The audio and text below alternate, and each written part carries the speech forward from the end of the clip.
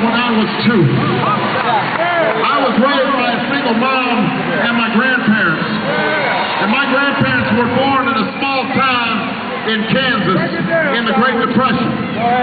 And they didn't have a lot, but my grandfather joined the Army, and he fought in Penn's Army in World War II to help defeat fascism. And my grandmother worked on a bomber assembly line while she was raising that baby who had been born at Fort Leavenworth. And when my grandfather came back stateside, he had a government who helped him get an education with the GI Bill.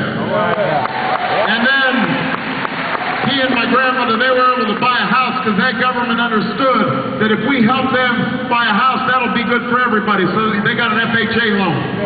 And when my mother got older and was ready for college, she was able to get college scholarships even though they weren't wealthy. And then even though for a time she was on food stamps when she was going to school and working at the same time, she was able to send me and my sister to the best schools in the world. And then I met my wife, and it turns out my wife had the same story.